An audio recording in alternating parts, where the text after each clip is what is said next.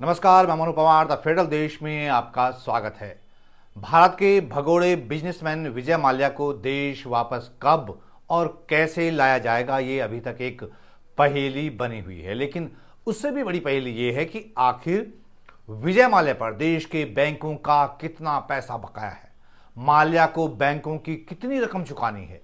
माल्या समेत दूसरे फरार कारोबारियों ने देश के सरकारी बैंकों का कितना पैसा मारा हुआ है। केंद्र सरकार ने सोमवार 1 दिसंबर को शीतकालीन सत्र के दौरान संसद में बताया कि कुल 15 व्यक्तियों को फ्यूजिटिव इकोनॉमिक ऑफेंडर FEO घोषित किया गया है। फ्यूजिटिव इकोनॉमिक ऑफेंडर को अगर हम सरल शब्दों में कहें तो वो व्यक्ति जो कि हजारों करोड़ों का आर्थिक अपराध करके देश छोड़कर भाग गए हैं और भारतीय कानून के सामने पेश नहीं हुए। इन 15 आर्थिक अपराधियों की लिस्ट में विजय माल्या और नीरव मोदी का नाम भी है। सरकार ने संसद में बताया कि इन फरार आर्थिक अपराधियों पर सरकारी बैंकों का 58,082 करोड़ रुपए से ज्यादा बकाया है। उस लिस्ट में से तो 9 ऐसे हैं जो कि बड़े बैंकिंग घोटालों से जुड़े हुए हैं, लेकिन अकेले विजय माल्या पर बैंकों का कितना बकाया है, विजय माल्या अब तक कितना पैसा दे चुके हैं, इस बारे में फरार कारोबारी माल्या ने खुद सोशल मीडिया पोस्ट में लिखा है कि भारत सरकार और सरकारी बैंक उन्हें और जनता को बहकाने की कोशिश कर रहे हैं। माल्या ने कहा कि उनसे वसूल की गई रकम और उन पर बचे हुए बकाये के आंकड़ों में बड़ा अंतर है। माल्या ने पोस्ट में लिखा कि भारत सरकार और सरकारी बैंक मुझे और जनता को कब तक बेवकूफ बनाते रहेंगे। वित्त मंत्री संसद में कहते हैं कि मुझसे 14,100 करोड़ रुपए वसूल हुए हैं, बैंक कहते हैं कि 10,000 करोड़ रुपए मिले हैं, तो बाकी 4,000 करोड़ रुपए का क्या हुआ। अब राज्य मंत्री बताते हैं कि अभी तक मैं 10,000 करोड़ रुपए का देनदार हूं, जबकि बैंक दावा करते हैं कि 7,000 करोड़ रुपए का मैं देनदार हूं। कोई स्टेटमेंट ऑफ अकाउंट नहीं है, न वसूली गई रकम का क्रेडिट। क्यों ना एक रिटायर्ड जज की नियुक्ति करके जांच कराई जाए, जबकि मेरे खिलाफ अदालत का बकाया 6,203 करोड़ रुपए था। यह मेरे मामले में बेहद शर्मनाक स्थिति है।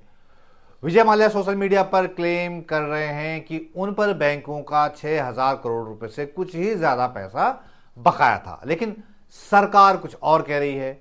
पूरी सच्चाई या तो बैंकों को पता है, या सरकार को पता है, या खुद विजय माल्या को। वैसे स्टेट बैंक ऑफ इंडिया यानी SBI ने बताया है कि किंगफिशर एयरलाइंस पर 6,848.28 करोड़ रुपए मूलधन का बकाया है, जो कि ब्याज सहित बढ़कर 11,960 करोड़ रुपए हो जाता है। अन्य सरकारी बैंकों के पास भी माल्या से जुड़े बकाये दर्ज हैं। विजय माल्या के अलावा जो दूसरे बड़े भगोड़े कारोबारी हैं वो हैं नीरव मोदी, जिनके प्रत्यर्पण के लिए भारत ने पूरा जोर लगाया हुआ है। नीरव मोदी पर अलग अलग डायमंड कंपनियों जैसे फायर स्टार के जरिए 7,800 करोड़ रुपए से ज्यादा का मूलधन बकाया है। सिर्फ पंजाब नेशनल बैंक PNB में ही नॉन बैरोअल फ्रॉड श्रेणी में 6,799 करोड़ रुपए का बकाया दर्ज है।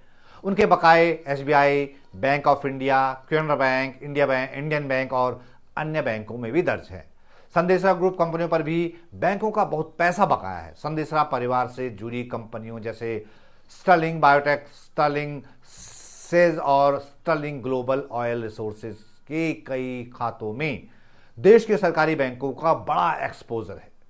सबसे ज्यादा 1,392 करोड़ रुपए का बकाया बैंक ऑफ इंडिया का है, जबकि दूसरे नंबर पर है स्टेट बैंक ऑफ इंडिया, जिसका बकाया 9,982 करोड़ रुपए से ज्यादा है।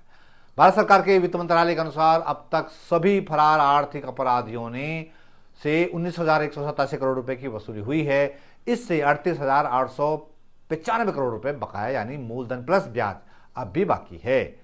सरकार ने बताया कि अब तक सिर्फ 2 फरार अपराधियों ने ही बैंकों से वन टाइम सेटलमेंट यानी OTS किया है। नितिन और चेतन संदेशा ने इंडियन बैंक से और Sterling Global Oil Resources Private Limited ने भारतीय स्टेट बैंक से। लेकिन विजय माल्या तो चैलेंज कर रहे हैं कि जितना बकाया सरकार बता रही है उन्हें उससे कम की देनदारी चुकानी है। हालांकि कोई भी अपराधी अपनी गलती कहां मानता है भला, विजय माल्या भी फिर कैसे मान लें। लेकिन उम्मीद है कि एक ना एक दिन ये भगोड़े कारोबारी भारत के हत्थे चढ़ेंगे और भारत के कानूनों के तहत इन्हें सजा सुनाई जाएगी।